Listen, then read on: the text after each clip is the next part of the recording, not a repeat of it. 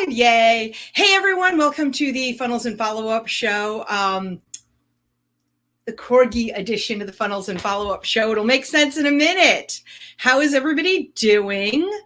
I'm Catherine Cohen of Cohen Coaching, and Funnels and Follow-Up is all about creating the funnel, creating the way that you attract your ideal high-paying client into your world, and the steps that you take in order to show that you are the expert in your field, you know what the heck you're doing.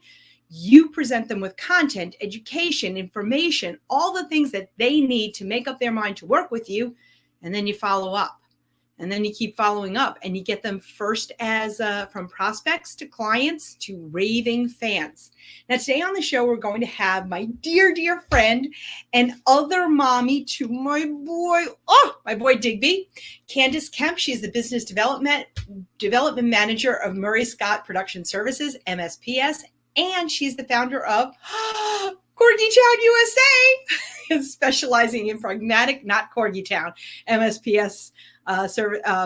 Murray Scott Production Services specializes in pragmatic and larger scale events. Murray Scott Production Services has enjoyed continued success even through this bleep storm because they support companies such as tech giants as well as other artificial intelligence space companies while striving to impress. And with the way things are going, they're pivoting, like we're all pivoting. And they're serving a different clientele, and it's worth your while to listen about what we're going to talk about, which is hybrid events. They serve multiple programs overseas. It's their ability to nuance, to navigate, that makes them such a strong contender in these challenging times. So audio, video, lighting, production management, webcasting are all among the premier services they offer to educate, exhilarate, titillate, that's such a candy word, and connect. So a little bit about Candy as I bring her on. I'm so excited that I actually know how to do this. Little brofers. We're the little brofers. And this is, as everybody knows, this is Digby, and Candy is holding Chuckles. Candy started in audiovisual production in the mid-2000s when she was just 5 years old. Over the years, she built relationships with hundreds of clients while managing production details, working at a large number of big conferences. She worked for hotels, in-house AV departments. She's been with companies like Alford Media, AV Dimensions. She continues to serve clients in a variety of venues now with new stuff going on. I'm putting this one down. You gave me the fat one, Candy. You certainly gave me the fat one. So they're doing a worldwide pivot, and the new thing, the new latest and greatest, the hippest and happeningest is going to be something called hybrid meetings. So tell me a little bit about hybrid meetings. What's going on in the wonderful world of meeting space? I'm trying to figure out where my camera goes. That's not great. Nothing like doing the production stuff during the production. You're probably sitting there going, stop fucking with the camera. Not at all. This is why we do this. This is why you need this. So somebody could be here in my office going, no, the camera's got to go like that. No, the camera's got to go like that. Let's talk about hybrid events. Mm-hmm. It's a new thing. People got to know. What is it? Sure. What are we doing? Hybrid events, we've had a lot of discussions about what that is. So a hybrid event essentially is kind of where things have been moving most recently. Most of us know what a live event is. If it's a conference, you're at a hotel, we're not just talking concerts, really anything that's a live event. And so with the state of things, so many things went virtual, and we're all sort of experiencing those learning curves and going through what to do, what not to do, and all kind of learning collectively, I think, at the same time. Yeah. The hybrid event has been what's starting to happen. So now that I'll use Las Vegas as an example, is reopening. What the hell? Reopening. Very, very cautiously, very slowly, very carefully. But that town specifically, their entire economy, it's not just tourism. People think tourism, but more of their economy rests on conferences and meetings. So your casinos, all the fun stuff you see, if you talk to people who have been to Vegas, talk to them about how often they've been to Vegas for a conference or a meeting or a sales blitz or medical conferences, even things that don't sound as sexy. Right. Vegas weekend. But they're kind of the pioneers in what a hybrid meeting is, because they're one of the first ones to open up. But we're actually seeing this all around the country and even the world. And a hybrid event means that it's not the same size as an event is traditionally. Sure. So you say you would go to an annual conference that has about 1,500. Well, you might be going to the same conference this year or next year, 2021, that has about 300, but they're broadcasting to the other 1,200 expected. Now, if they're broadcasting to the other 1,200, and if in fact they are broadcasting, period,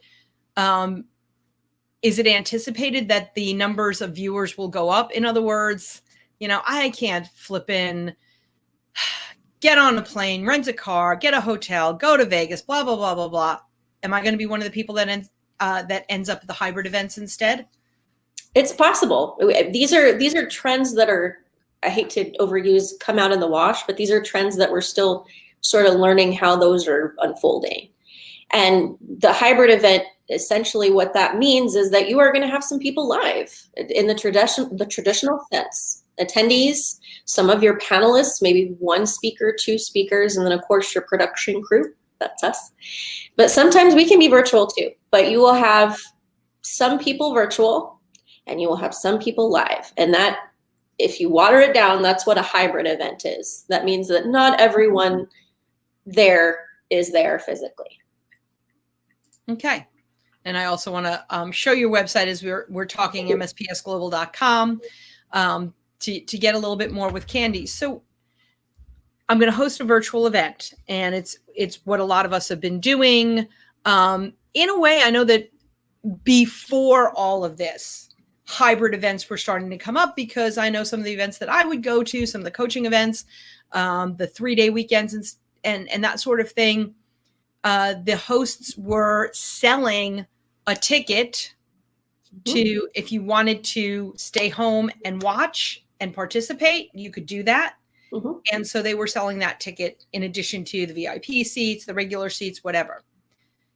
So it started, it's going to be bigger. We're going to settle somewhere in between a live event and a completely virtual event. How can hosting this virtual event or a hybrid event increase your funnel? Sure. So with any event, you're increasing your funnel in that if you're hosting, you're showcasing your abilities, what your value add is, obviously, to a large audience.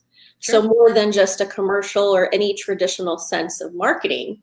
If you're having an event, you're getting out in front of a lot of people. So you're increasing your funnel that way in any event. If you're doing a hybrid, it's twofold. You have your handful of people that want to attend live because they like the collective energy that comes with events, and they're ready to get out of the house. They're ready to travel. Yeah, they're ready to see something other than the four walls that they've been trapped in the last 5, 6, 7 months. And so those people will be there for the energy, be there for the attendance. Obviously, that's always been effective. That's why we have these. That's why we have an event industry. And so you're increasing your funnel more so when you have a hybrid, because you're also opening up, you're doing live broadcasting.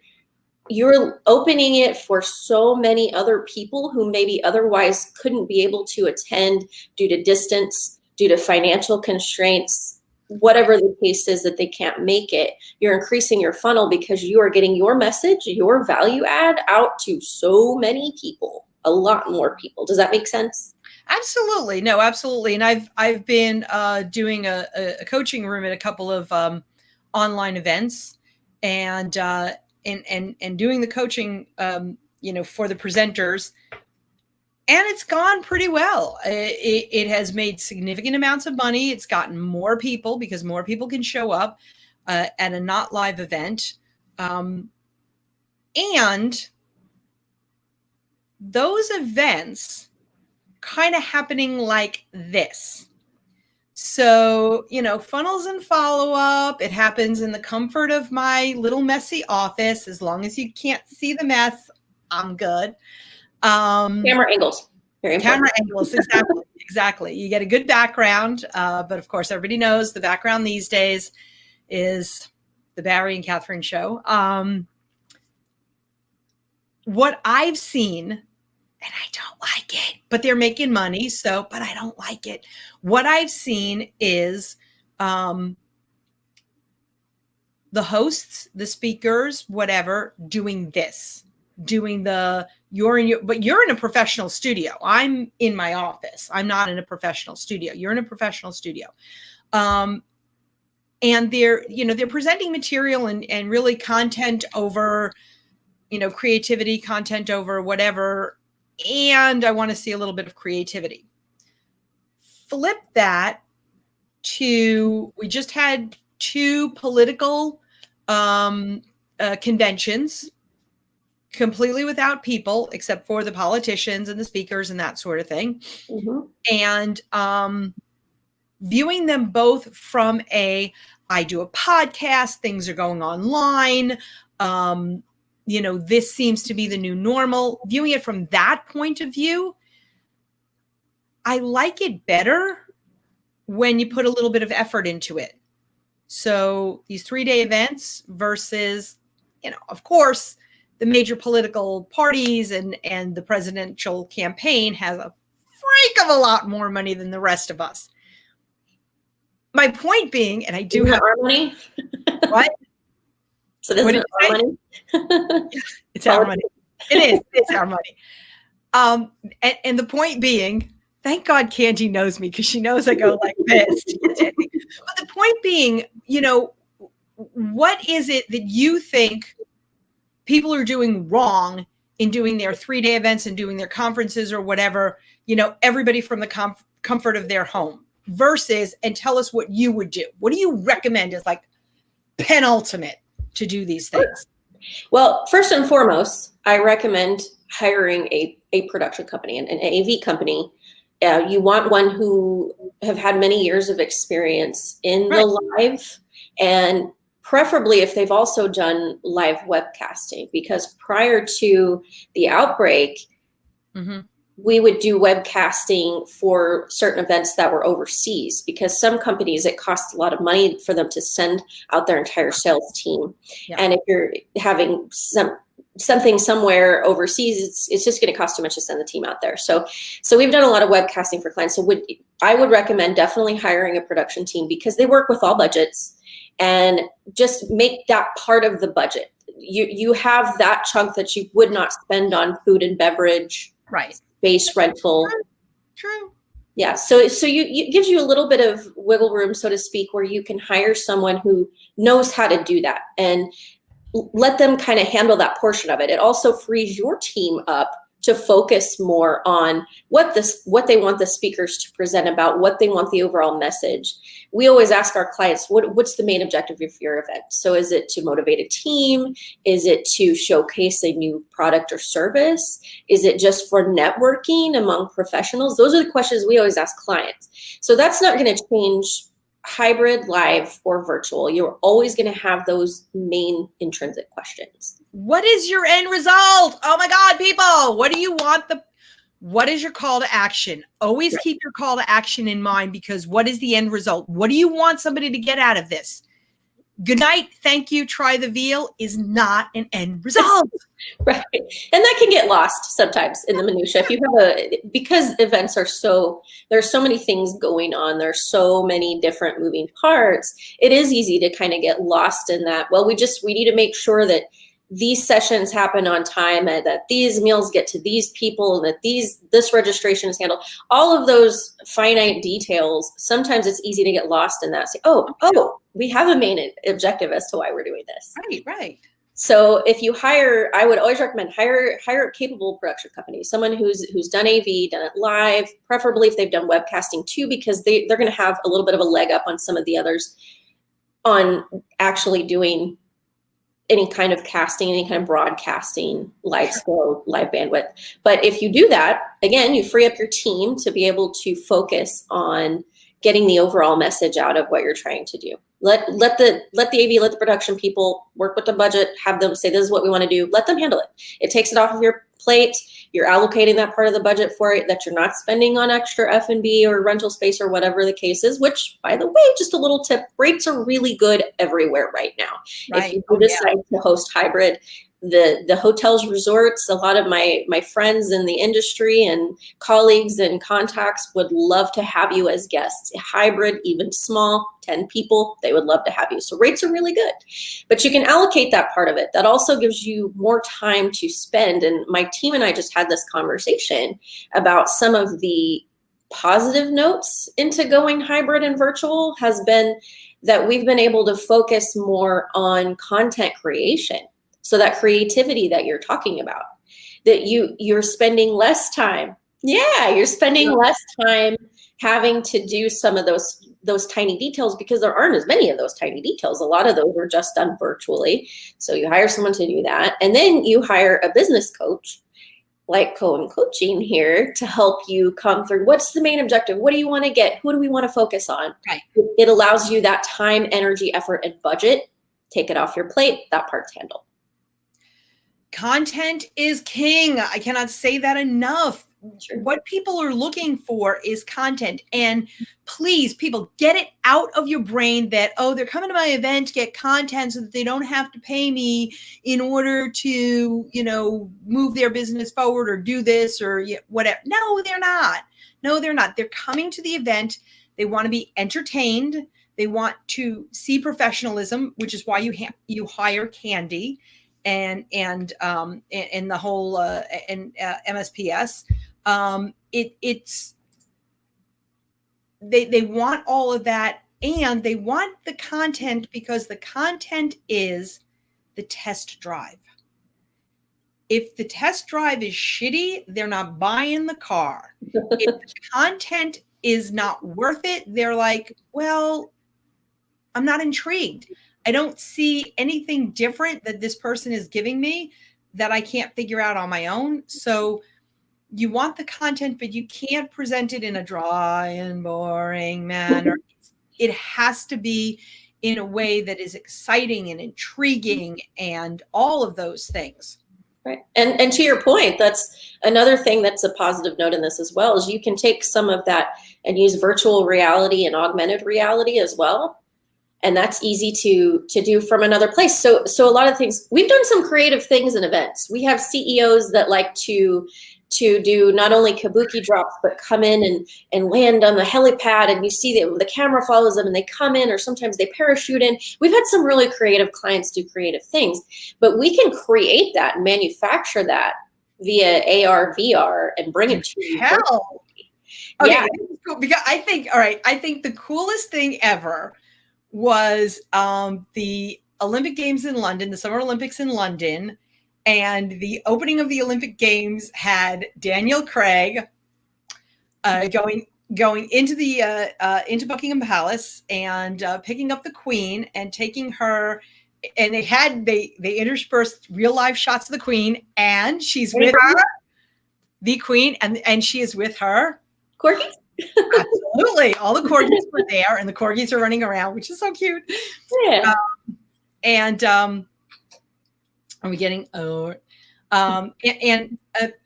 what was really, really fun was it's a shot of the Queen and Daniel Craig as 007 in a helicopter going over the stadium, and then the Queen parachuting out of the stadium, and then suddenly the Queen appearing in her box inside the stadium.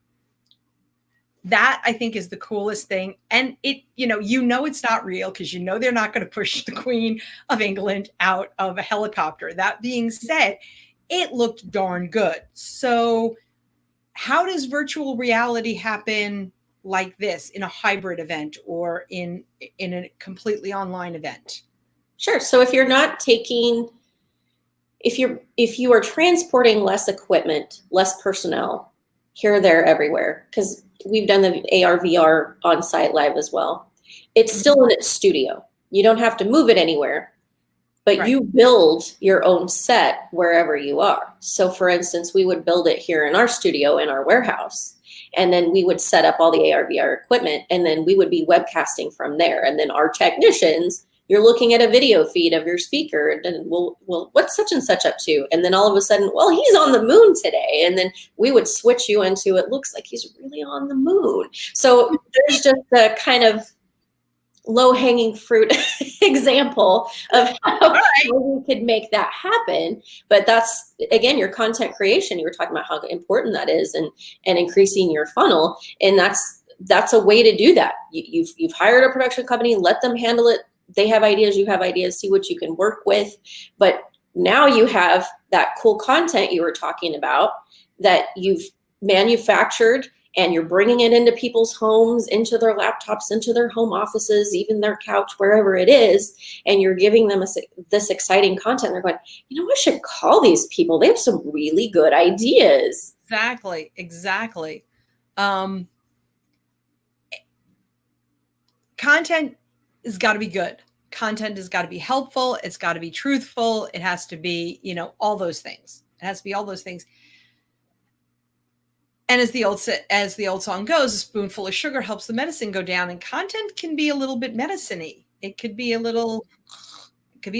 many meetings have we sat through where it's slide after slide, or of just basic information, or you have graphs, or you have charts, and sometimes that stuff is needed. I mean, our medical conferences are very important. That's how information is shared and gathered. But yes, if you make it a little bit more exciting, let's give you those graphs from the moon or under the sea with our breathing apparatuses, and then we'll show you on the chart all the information that's important. Laughter is the best medicine. It gets the blood pumping. It does all that stuff. I just sat in on a 3-day working conference virtually, and the content was amazing because that's what it was. It was completely deliverable content. It wasn't a sales pitch. It wasn't anything. It was all, it was a fulfillment event. If you don't know what a fulfillment event is, ask me. But it was a fulfillment event for a program that I happen to be in. And as good as the content was, and as much as I needed it, and as amazing as my teacher is, it gets to be a little bit of a snooze fest here and there. So sure. Absolutely got to mix it up a little bit. How are you handling breakout sessions? And can you do breakout sessions? I guess that's really the question. Can you do breakout sessions? And if you can do breakout sessions, how do you handle those? So there are a number of ways we can do that. Do you mean just in the virtual sense? In the virtual sense, right? So everybody's even a hybrid. So we've got a hybrid, and you've got your choice of A, B, or C to go to, or you want people to gather in groups and get to know each other in a networking sense. But I want to break out, and I want it hybrid. So I've got a total of 50 people. 10 of them are a combination of my staff and my speakers and me. The other 40 people are just attendees. I want to do a breakout session with the attendees and the people at home so that they can feel like they're part of it, and people can get to know each other. And you can choose, depending on the conference, you're going to choose who you want to hear speaking. How are you doing that? Are you doing that? Can you do that? You can. So there are a number of ways you can do that. So one obviously is the platform you use. And so depending upon whatever virtual meeting client you prefer to use, there are so many now, and there are some that are better than others. And a good production company can advise you accordingly on which to use. Sometimes they have their own that they will use and be part of the package. Or if you insist, no, we have a subscription to a certain one, that can also be used. So the way you would do a breakout is, again, depending upon the platform, you can do that all virtually as far as taking your attendees, and at registration, like you would in a live event, have them choose which ones they want to be a part of. Okay. And then you have a moderator, sometimes more than one, depending upon how large the event is and how many attendees you expect. That moderator will help make sure that those people who signed up for the right events get into those breakouts. And so you would split them up virtually. So the moderator is a very important part of that equation. Right. Sometimes it's on the production team side and sometimes it's on the company team side. It's just however you want to do it, how you want to set it up. If you're doing it as a hybrid event, you could do that the same way. You would have your speaker, if your speaker is virtual, we would bring the video equipment into the breakout room, and then we would be broadcasting them to that same feed. Anyone who signed up for that breakout session, they would be getting that same video feed of that presenter. If you want some camera shots of the people actually sitting physically in the event, like a rolling camera feed, right, you can do that too. So you would take your camera, you would take your camera there and you would put that feed into that portion, and then you can do split screen or just kind of however you want to do it. So did I explain that without getting too techie? Yeah, no. So what I'm picturing, okay, and everybody's pissing and moaning and whining about, I can't do a live event. This sucks, that sucks, all these things. We are too on the production side, by the way. On the production side, and I'm thinking back, so Saturday night, hanging out with one of my buds, watching Ender's Game, Harrison Ford. Gotta love Harrison Ford. And so, right. And so he's teaching, even though he was like on the planet or on the space station or something, but he comes into at one point and he teaches the class virtually, and then the students are there, but then there are some students that aren't there that are watching. And then bottom line is, we've been watching this, at least, sci-fi fans have been watching this forever. This is our normal future where things are being broadcast. Some people are live. Some people are watching from another planet. Some people are watching from another another quadrant, the Delta Quadrant, the Alpha Quadrant. I got to throw all my sci-fi references in there. And their little space pod. Exactly. The thing is, here we all are living this reality going, oh my God, it's horrible. It's horrible. And yet, as you're saying this, it's like, oh, wait a minute. This is what we've been watching in movies and that sort of thing. And it's not really that terrible. It's what we've anticipated. It's what we sit there and we go, wow, I can't wait till the future is like that. Here's Candy. She's bringing you the future. Welcome to the future. Yeah. Well, and we've been sort of, we're all missing events. I mean, everybody, your hotel staff, your hotels are set up as conference hotels most of the time. People think to travel in a place to stay, and that's true. But there are so many conference hotels out there, and so many people that are in that industry that desperately miss it. And that's the same with AV companies, decor companies, catering, there's so many businesses that are tied into events. We are all missing it. I've never come across anyone in my career, as many people I've worked with, that are like, oh, I don't like this job. You just don't do it. You do it because you live and breathe it. So everyone I know who's in any of those industries is desperately missing events.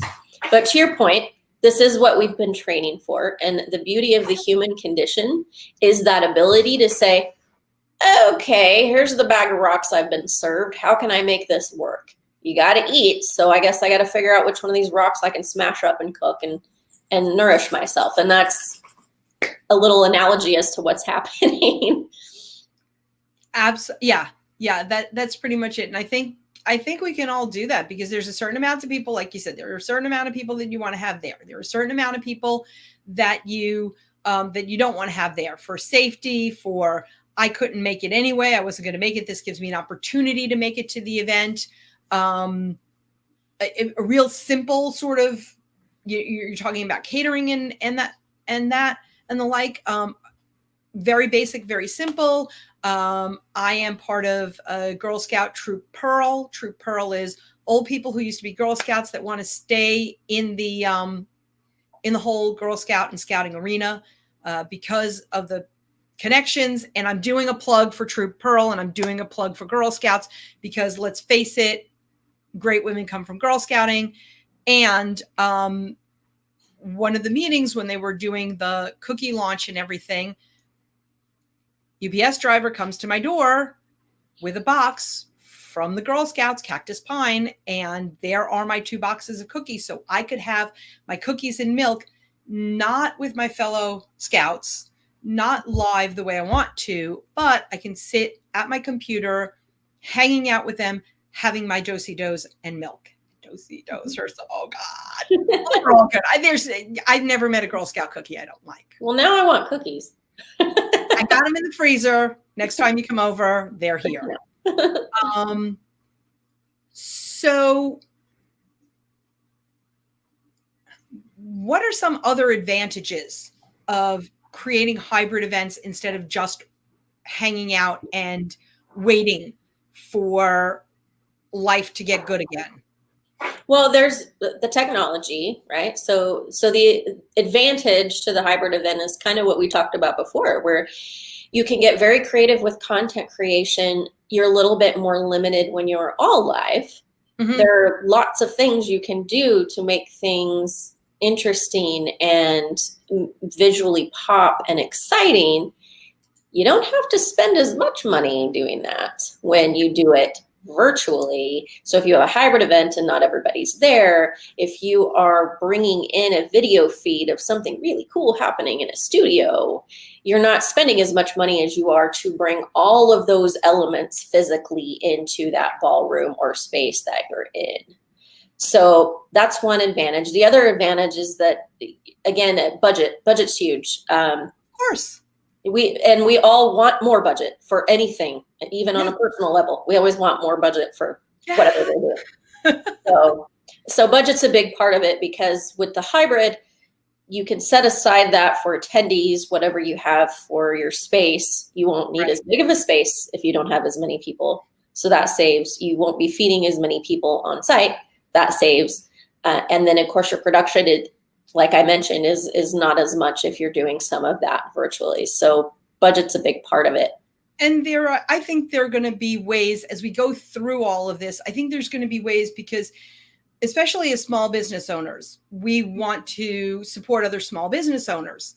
And I think that as we go through this, there are going to be ways that we could figure out, well, how can we incorporate other small businesses? Maybe have a few, let me ask you this question, a few hubs. So I want to do my event here in Phoenix, Arizona. I want to come up to your studio so that the 2 brofers can play. By the way, brofer is Digby and Chuckles, because they are buddies, but they're brothers, but they are our fur babies, hence the term brofer.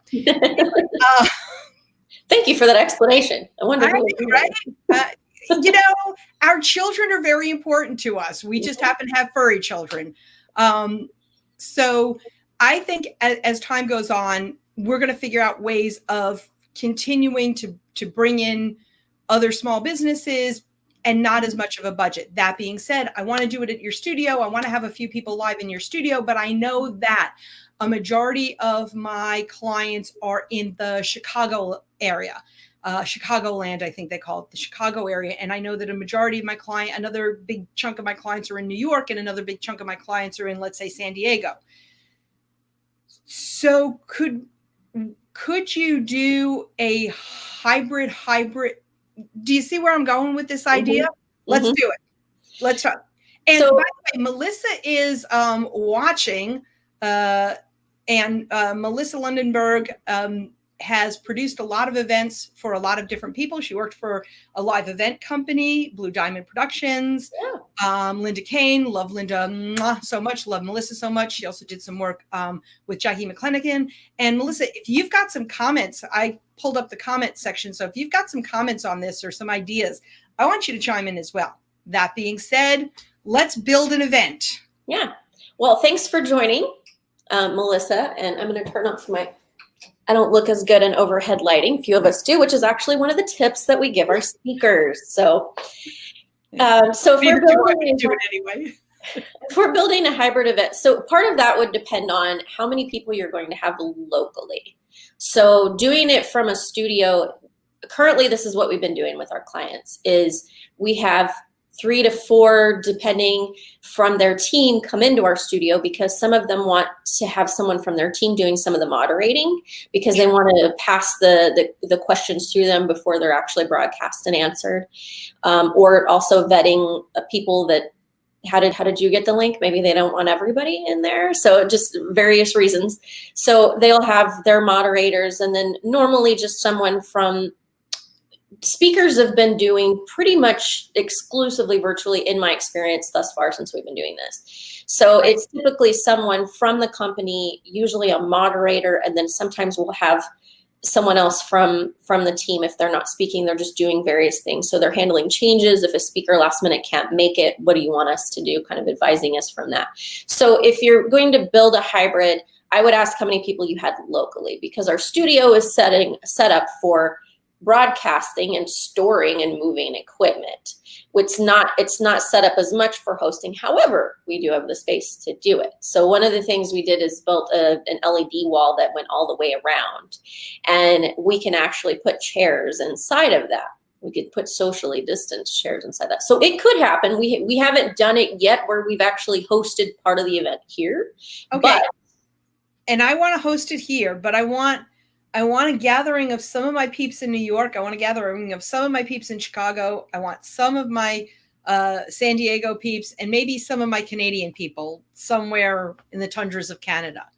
So a multi-layered hybrid. Yeah, let's do it. Let's put this together. Yeah, I would love to do it. So yeah, I mean, you're basically, you for starters, you pick a platform, right, whatever the platform is that you're using, because what these platforms allow us to do, and I'm trying really hard not to name drop any of them, but depending upon which platform you have, what that does is that allows you the ability to conference in different feeds, which is how we can do this that we're doing right now. Sure. So you pick your platform, and then whatever platform that is, then you set it up to have whichever feeds come in. So you have a feed coming from here, you have a feed coming from here, you have a feed coming from here, and you bridge that gap. So pretty easy to do.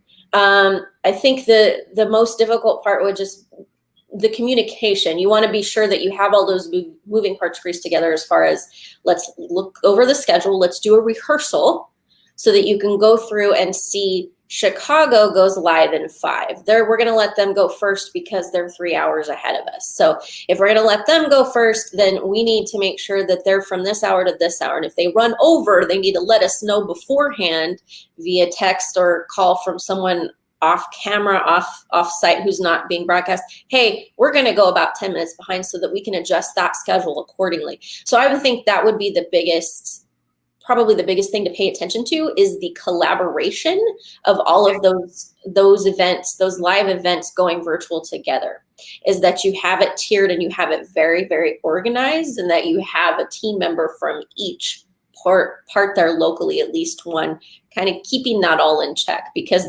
the biggest part would be you would end up with mashed potatoes on the schedule because, well, we were supposed to start 20 minutes ago, but Chicago's over there still talking, and they didn't let us know. And that's kind of where it would get messy. But again, a good production company will help advise you of that, because they're going to do a production schedule aside from the schedule that your company does. And so those two working cohesively is very important. Did I answer that question? I feel like I went off.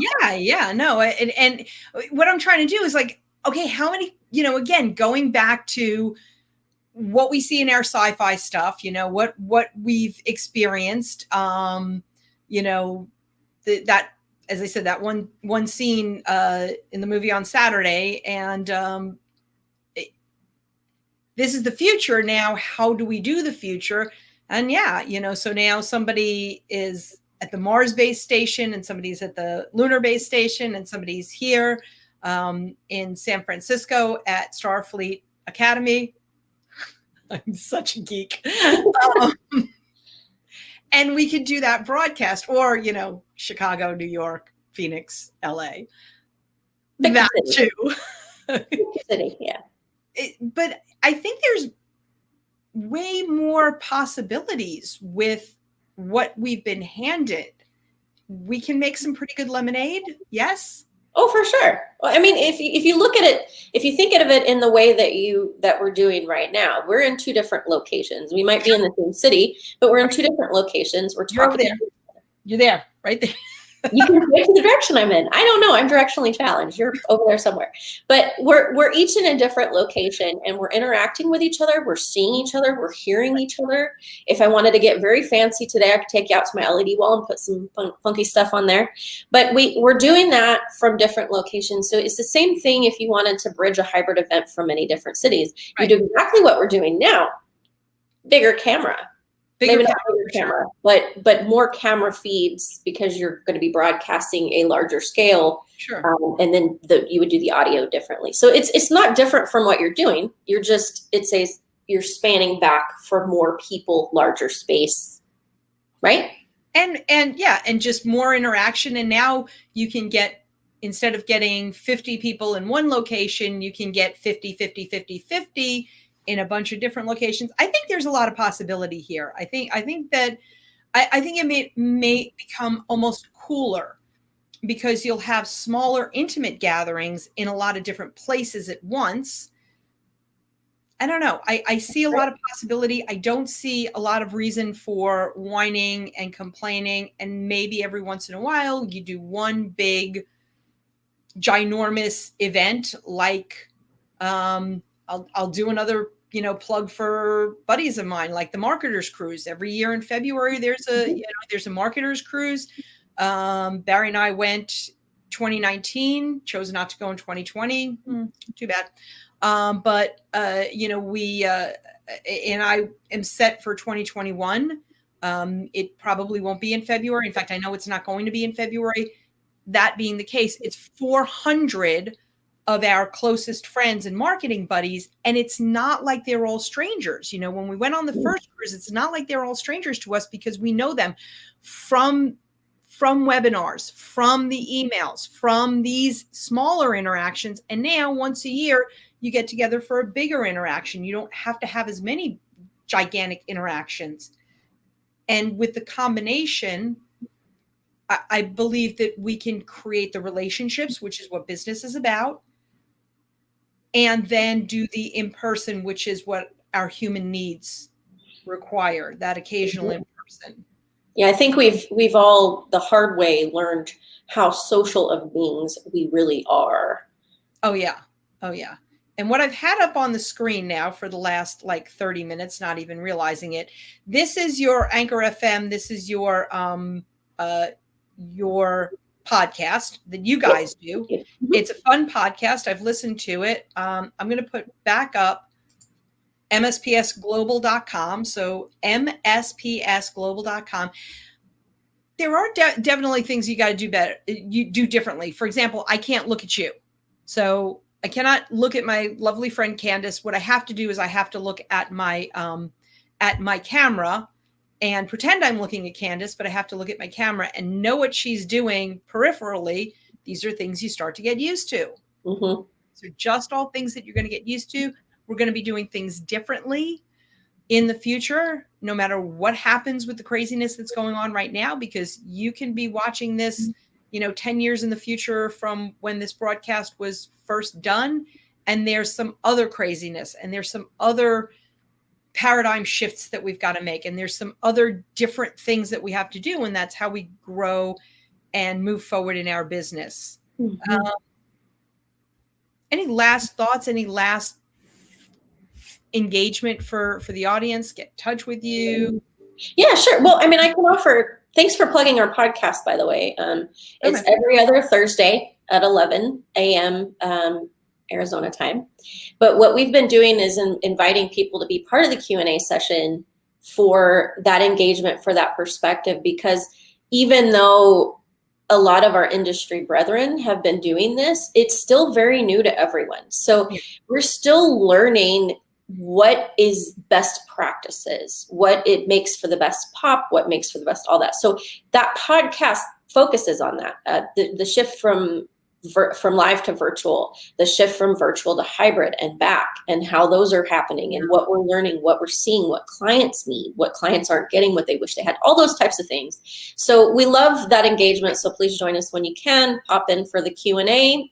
We take on guest speakers too. So we love to just get that going, because I think it's best for the entire industry, and really everybody and in your industry and coaching, the events you do, All those things that you do are very important so that you can increase that funnel. So I will leave that with, for any time you are invited to speak and you're going to do something like Catherine and I are doing right now, there are a couple different ways you can do it. You have, a lot of the production companies have sort of like a speaker, they call it different things, but sort of a speaker package where they will actually mail the speaker, this is how you plug in the microphone, here's your light, here's your that. If you don't want to expense that, you say, oh, they can handle that on their own. A couple things that we do mention: keep things off of your desk that can vibrate, like phones or TV in the background. Try to get your space as sound insulated as you can. I have 3 Corgis, and they all like to tell you their opinions quite frequently. So when I have these meetings, I go on an entire different part of the house if I'm not in the studio, right, so that those barks don't penetrate as much. You also want to get very close to your microphone. You don't necessarily have to eat it, but you do want to get close to it. Yep. You want to speak clearly, concisely. And then, of course, Catherine knows all those tricks about public speaking. Try to lessen your ands and your uhs and your so's and your So I'm really bad about those. But also lighting. Overhead lighting is not kind to anyone. I look about 20 years older, which is why I keep shutting mine off, at least on camera. But any kind of I'm using little production, what we call tensor lamps. And what these do is we put these on our desks when we're in your show so that we can read our paperwork. But those are really good. But anything that you have, if you have a lamp that you put on the desk. Circle lamps, I've got a window over there. What I didn't do is close this curtain, and there's a totally different look when I close the curtain. I have to have a little bit of lighting over there. Don't want to look too dark. I don't want to look too light. I am tan. Summertime in Arizona. That's it. Summertime in Arizona, going out to feed the chickens all the time. Yes, windows are good. Yeah. Windows are good. If you don't want to be in front of the window, you don't want your head to be in front of the window. You want the camera to be facing, so you get the light from the window. And those in production, we have what's called the Uncle Fester effect. We always put backlighting on cameras because otherwise the shadows in your face will make you look older, more tired, things like that. It's a little bit harder to manufacture that when you're looking at a little mobile camera, but you can do tricks with lighting. So those are all very important things to keep in mind. And some of these platforms, you can go live without actually going live and starting a meeting. So you can turn your camera on and kind of play with some of that to see how you look best and look at yourself. And sometimes you can record it, just talk to yourself, see what your habits are. Yeah, absolutely. And guys, you need to do some stuff too. So with women, we have to make the makeup a little bit heavier than if we're live, than if we're, having a meeting with somebody. And guys, and I used to do this with my beloved, I would come in before we did our podcast and I would powder up the shiny little head. But it's important. It's important, gentlemen, that you look good too. That if you've got bags under your eyes, you do something about it. Nobody wants to see that. There's something that gets taken away as far as credibility goes. Not if you're not like gorgeous, Matt Damon. See, he's a favorite. Looking, but if you just look tired and drained and whatever, can't do that. It's not being fake. It's just presenting your very best self. So lots of tips, lots of tricks. That could be a whole show in and of itself. If you don't look unclipped, you want to look like you're well kept because people are more likely to listen to you. If they can see you well, they can hear you well, you look fresh, you look well nourished, well hydrated, people are going to be more apt to listen to what you have to say. Very good point. Live or virtually, that is the absolute truth. So MSPSglobal.com, Candace Kemp, Candy, Corgi Mom, virtual meeting, virtuoso. Virtual meeting virtuoso. Virtuoso. live meetings, and we're getting back to doing those socially distanced. Candy can help you with that, with all of your audio, all of your video, all of the stuff that you need to put together an event. She will help you do that, whether you do the event live, whether you do the event online. And don't be thinking that you could do everything online, because the simple act of me, I've got to click the end broadcast, when we're done with this. I had to click down here to remove Candy or to add her back to the screen. All those stupid little things take my attention, and you can see me doing it. So if you're doing virtual, hire a great production team, Candy. If you're doing it live, hire a great production team, Candy. Whatever you're doing, make sure you've got everything that you need. Candy, thank you so much for being on the show. I so appreciate it. Thank you for having me. MSPS, I'm going to do a little bit, create my avatar. Earlier at the beginning of the show, we talked about, what is the end result? Why do you want people to gather, and what do you want them to do? Well, first you need to know, who do you want to gather? Go ahead to createmyavatar.com. Download your avatar worksheet so you know who you are going after. That is so important. And that's it. Candy, thank you. Thank you. Good luck with your funnels, everybody. Bye. Bye.